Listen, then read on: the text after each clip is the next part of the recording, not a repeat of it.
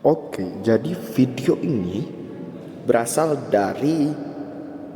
dari saya yang kebingungan mencari topik dan akhirnya saya menjadikan kebingungan itu menjadi topik saya itu sendiri.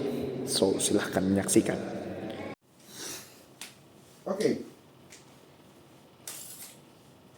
TED Talks TTKI Proyek 1.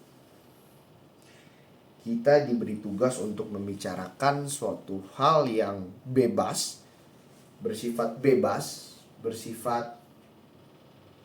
abstrak, dan setiap orang mau ngomongin apa aja bebas.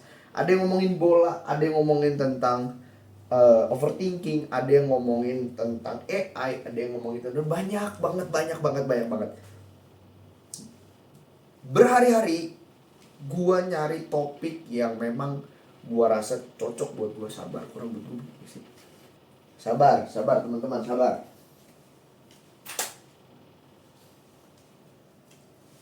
Oke. Sabar. Ya kayak jaga villa. Oke. Nah, nih udah, nggak apa-apa gini aja dah, daripada rambut gua amburadul kan. Oke. Berhari-hari gua mikirin tentang gua mau ngomongin apa. Gua nggak tahu mau ngomongin apa. Gua udah mikir. Gua tadi sempat kepikiran organisasi mahasiswa. Gua kepikiran tentang bahas judul. Gua kepikiran tentang bahas cara ngejar mimpi. Semakin gua cari, semakin kosong otak gua. Semakin nggak tahu gua mau ngomongin apa. Semakin gue bingung, semakin gue cari, semakin gue bingung. Semakin gue kejar, salah. Semakin gue cari, gue nih tulis materi apa segala macam di kertas, sudah banyak kertasnya. Gue nggak tahu mau ngomongin apa, malah bingung gue. Terus tadi gue kayak mikir kan, kok otak gue kayak kosong banget gitu, mikir ginian doang nggak bisa. Terus gue menemukan suatu hal yang menarik. Kenapa enggak gue bahas tentang kosong?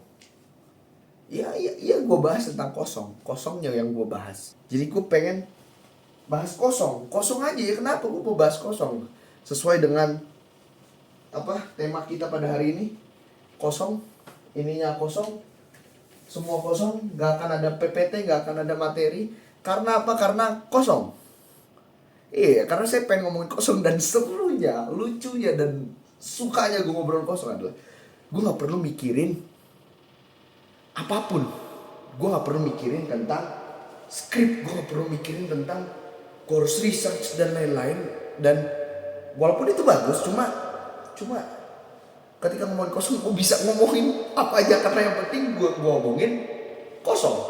Iya, itu dia. Ya kayak gue seneng aja bisa ngomong nyanyi-nyanyi tanpa harus menyebarkan hoax, tanpa takut yang gue sampaikan ini salah, karena yang gue sampaikan adalah kosong. Jadi ya kalian bebas mau ambil dari video ini. Ada yang serius, ada yang gak serius. Yang serius mau kalian ambil juga gak apa-apa, karena ya yang saya bawakan adalah kosong. Ya kosong. Ya gimana, ngomongin tentang judul tadi, terus apalagi Asum Ormawa apa segala macam.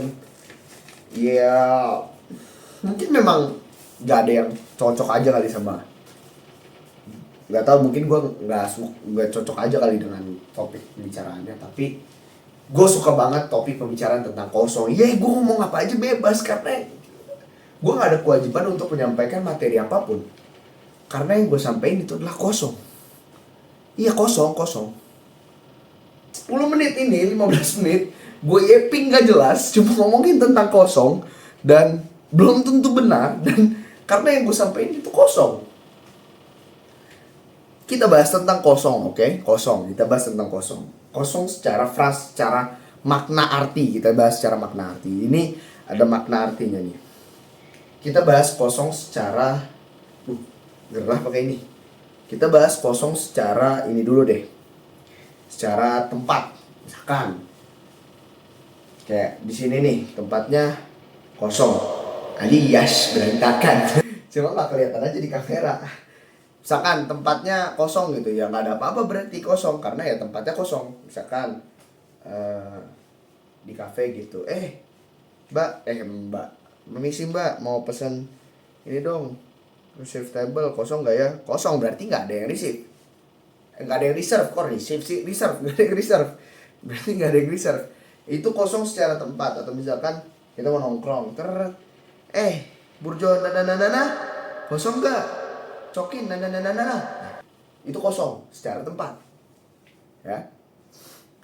Nah, yang mau saya sampaikan selanjutnya adalah mana sih? Oh ini. Yang mau saya sampaikan selanjutnya adalah kosong secara hati. Kita agak sedikit bergeser, agak lebih serius dikit atau agak lebih ngobrol dikit lah, lebih ada isi, nggak cuma yang yapping gak jelas.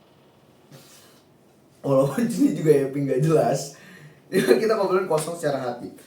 Kosong secara hati itu bukan selalu tentang hubungan relationship yang berkaitan dengan lawan jenis.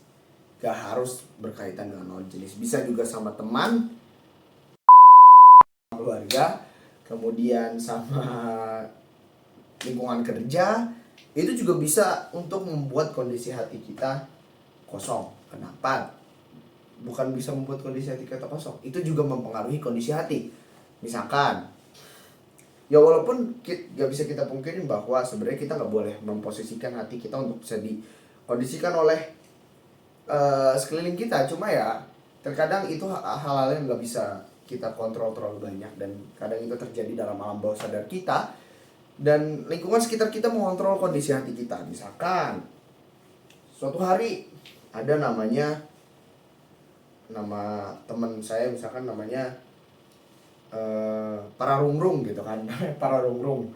Nah, si Pararungrung ini dia misalkan ya, ini cerita fiktif ya, misalkan orang tuanya baru minggu lalu cerai, terus tadi dia diselingkuhin pacarnya tadi siang, terus habis itu dia gak disukain sama teman-teman kelasnya, terus habis itu nilai dia semester ini jelek, terus dia di-kick dari organisasi mahasiswa gara-gara capek ngurusin atau gak sibuk mikirin keluarganya, masalah ekonomi dan lain-lain.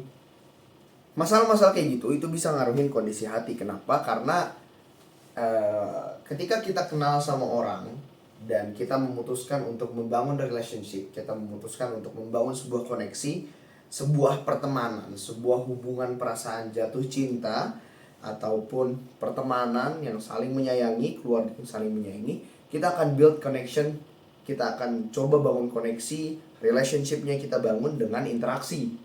Semakin banyak interaksi, semakin sering, semakin berkualitas interaksinya yang membangun dari hubungan itu, maka koneksinya akan semakin kuat. Koneksinya misalkan A sama B pacaran 2 tahun, sedangkan C sama D pacaran cuma 1 tahun. Cuma kualitas hubungannya atau kualitas komunikasinya, relationship yang dibangun itu lebih berkualitas yang 1 tahun. Nah, itu kira-kira lebih bagus yang mana? Gak tahu. Yang tahu tentang hubungan mereka ya mereka, kenapa nyimpulin situ? Enak aja loh. Mereka bisa jadi yang 2 tahun baik-baik aja, sayang-sayang aja, emang jarang komunikasi, emang gayanya kayak gitu, ya jangan disimpulin. Gak gitu maksudnya. Ya pokoknya intinya kita gak bisa nyimpulin, karena itu ya kondisi hati, yang tahu ya orangnya itu sendiri. Cuma most of the time itu ya kita itu ngebangun koneksi sama orang by interaction. Misalkan gua ngobrol sama orang yang gua temuin tiap hari gitu, ketemu sama dia, gua ngobrol sehari 2 jam sama dia karena dia tinggalnya sekamar sama gua, sama orang yang gua ketemu setahun sekali dan ya gua ngobrol cuma berapa jam sekali. Ya gua lebih misalkan dua-duanya nih dipegang di tengah jurang gini kan, satu di sini, gua tolongin yang mana? Ya, gua tolongin yang gua ngobrol ini sering-sering. Soalnya apa? Soalnya ya gue lebih kenal dia, gue lebih, sebenarnya kalau bisa dua-duanya ya dua-duanya, karena dua-duanya bisa jadi teman gue, tapi ya gue build connectionnya lebih sayang sama si ini, lebih build connection, lebih sayang sama teman gue yang ngobrol yang gue sekamar sama dia gitu misalkan. Terkadang yang bikin kekosongan hati itu adalah masing-masing dari, atau bukan masing-masing, hubungan dari connectionnya itu mulai sedikit rapuh, dan dia tidak bisa, belum punya atau belum ada kesempatan untuk menumbuhkan koneksi baru lagi dengan orang baru, atau dengan teman baru, dengan pasangan baru, atau dengan apapun itu.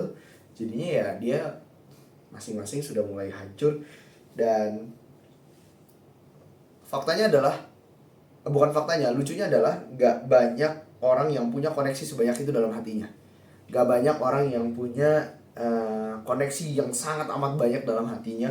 Kayak dia punya banyak banget gitu koneksi sama orang.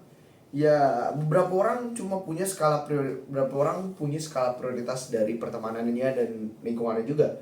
Dari sosialnya itu, kehidupan sosialnya dia juga punya skala prioritas. Mana yang harus didahuluin, keluarga, pasangan, pertemanan. Dan semakin dewasa tentunya pertemanan akan semakin mengerucut, semakin kecil. Dan ya kalau itu pecah, kadang tuh membuat hati kita jadi ada batin, kayak bikin capek. Dan apalagi kalau misalkan itu udah pecah, kita nggak bisa bangun lagi, atau kita susah untuk cari bangunannya lagi, kita susah untuk cari penggantinya lagi, dan mungkin butuh waktu untuk membuat koneksi baru. Misalkan pecah dengan teman, pecah dengan keluarga, pecah dengan pasangan. Dan ketika itu semua pecah, dan atau ketika memang kita belum pernah membangun semua itu bisa kita bilang ya kosongan hati. Ya karena hati kita ibarat harusnya ada jalur-jalur koneksi ke orang-orang, ada kebaikan yang kita berikan, ada emosional yang bisa kita rasakan dari orang-orang, itu jadi mati. Makanya ada yang namanya mati rasa. Mati rasa sabar. Mati rasa bukan ya? Mati rasa kayaknya. Ya, mati rasa benar. Mati rasa, orang yang udah ibarat gak punya perasaan. Atau misalkan gini deh, mati rasa bisa dalam banyak hal. Misalkan dia udah gak bisa merasakan rasa sedih lagi, dia udah gak bisa merasakan rasa sakit lagi, dia udah gak bisa merasakan rasa jatuh cinta lagi, dia udah gak bisa merasakan banyak hal. Itu bisa mati rasa, bisa banyak. Bisa banyak maksudnya, bukan gak bisa banyak, apa sih? Bisa banyak, ya. Bisa banyak hal yang gak bisa dirasain, ataupun dia bisa, ya itu mati rasa. Karena ya dia either pernah kecewa dengan perasaan itu, atau dia ya belum pernah dan gak merasa perasaan itu dibutuhkan oleh dia. Kita gak bisa prediksi apapun tentang perasaan, karena setiap orang memiliki perasaan yang beda. Ya, nah balik lagi, semua yang saya omongin di sini adalah omong kosong yang ada di otak saya. Jadi kalau kalian mau percaya dengan diskusi saya, ya silahkan, tidak apa-apa, saya tidak melarang. Tapi kalau kalian mau tidak percaya, itu juga urusan pribadi kalian, karena tugas saya di sini adalah membuat video TTKI. Tugas saya di sini adalah membuat video TTKI, dan topiknya bebas, lalu saya membicarakan tentang kosong. Ya oke, karena kayaknya udah berapa menit, kita cek dulu, sorry. Udah 16 menit guys, udah 16 menit guys. Oke, sekian video yang telah saya lakukan. Terima kasih telah menonton video yang gak jelas ini. Terima kasih telah mendengarkan. Terima kasih telah, ya, salam raket tenis. Assalamualaikum.